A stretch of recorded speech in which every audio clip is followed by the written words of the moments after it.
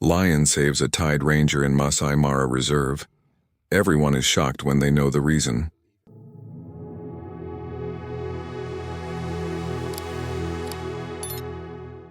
The sun beat down on the golden grass of Maasai Mara, casting long shadows across the sprawling savanna. Samuel, a seasoned ranger, crouched low to the ground, his hands moving carefully as he checked a trap set for poachers. The dry earth beneath his fingertips crumbled as he adjusted the mechanism, a dull metallic clang echoing in the air. For a moment, the stillness of the Mara surrounded him. The usual sounds of wildlife, birds, distant calls, the rustling of grass, fading into quiet. But then, a faint sound reached his ears. A low growl. It was distant but unmistakable. Samuel paused, his fingers stilling on the trap. He looked up, scanning the open plains for any sign of movement. His instincts, honed after years of working in the reserve, told him something was different. A heavy presence seemed to hang in the air, one he couldn't place. The lioness was watching him. From a distance, hidden in the tall grasses, Nia, the pride leader of the Mara, observed. Her amber eyes glistened as they locked onto Samuel. She was still like a shadow, waiting, assessing.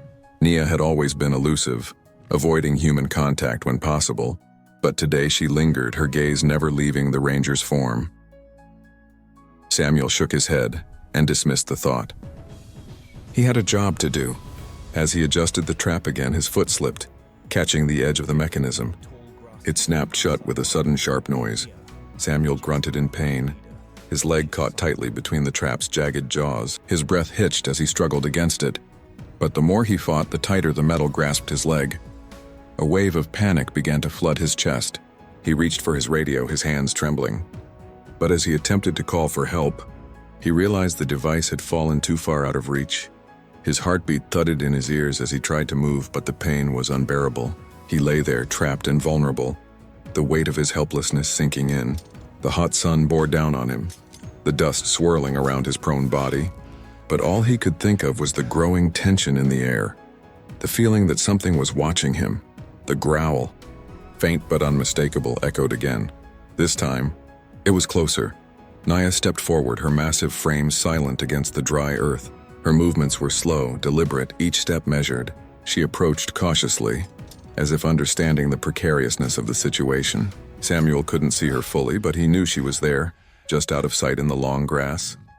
Time seemed to stand still as she circled him, her eyes locked on his every move. There was no aggression in her stance, no visible sign of hostility. Instead, a quiet understanding seemed to pass between them, as if the wild creature knew Samuel's pain, his struggle, and for a long moment, they simply observed each other in the silence of the Mara. The minutes stretched, heavy and thick. Samuel's leg burned with pain, his muscles aching with the strain of being held in place by the metal trap. Sweat beaded on his forehead, stinging his eyes as the heat of the Mara clung to him like a weight. His breath quickened, each inhale sharp as he tried to focus through the pain. His mind racing for a solution. His hands trembled as he reached out, trying again to grab the radio, but it was just beyond his reach. He gritted his teeth and let out a quiet groan. Panic was settling in, cold and suffocating, but something kept him still. Perhaps it was the thought that help was far, that he was alone. The silence around him seemed unnatural now, the usual hum of life on the plain strangely absent. The birds, the insects, even the distant calls of the animals seemed muted, as though they too were waiting, watching, and then, there it was again, the soft, steady sound of paws padding across the dry earth. Closer now. Nia emerged from the grasses, her eyes fixed firmly on Samuel. She moved slowly, cautiously, her large body low to the ground. There was no aggression in her stride, only a watchful calm, a quiet intelligence. Her gaze remained steady, unblinking, as though she was considering him in a way that seemed almost human.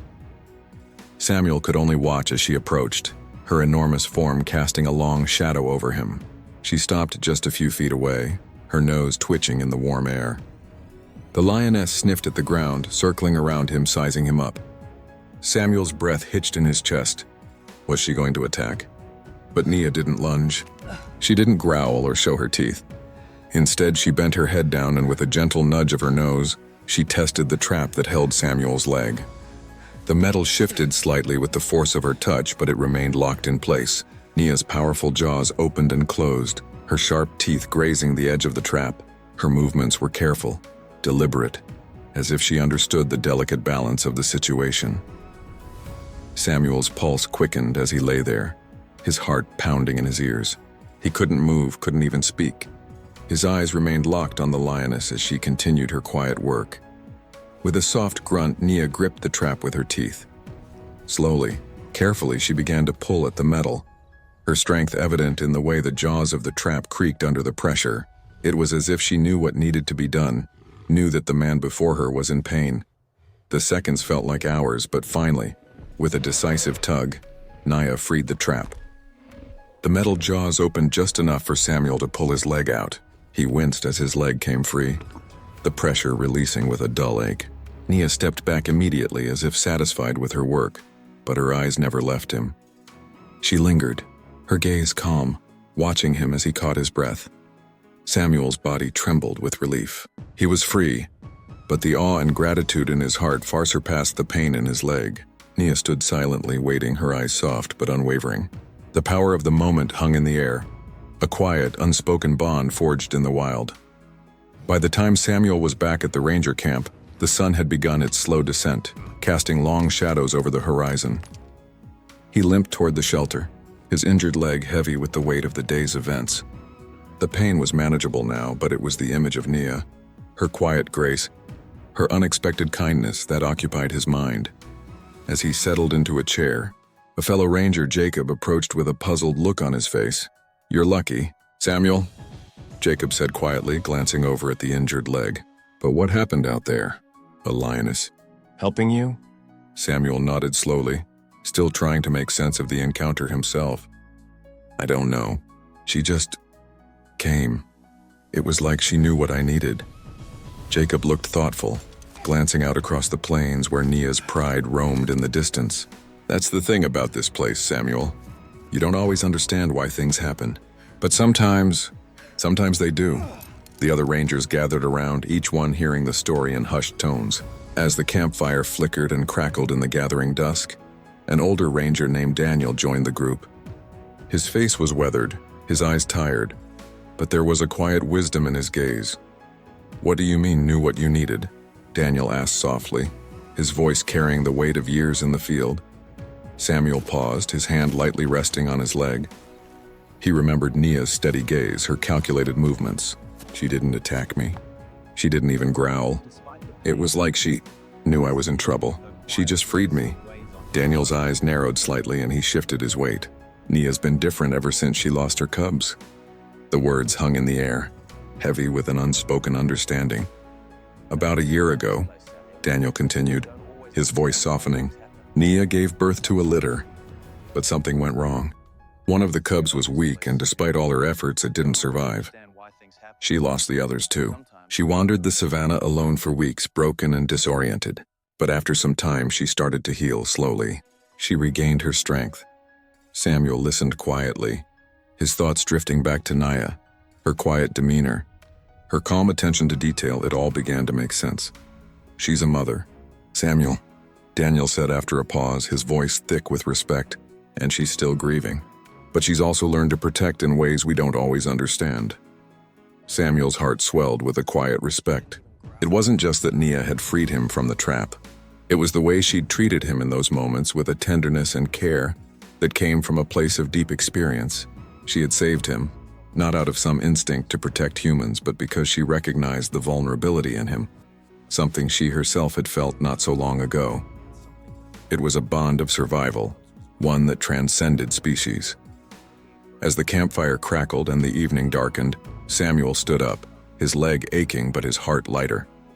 He looked out toward the open plains where the first stars began to twinkle in the sky.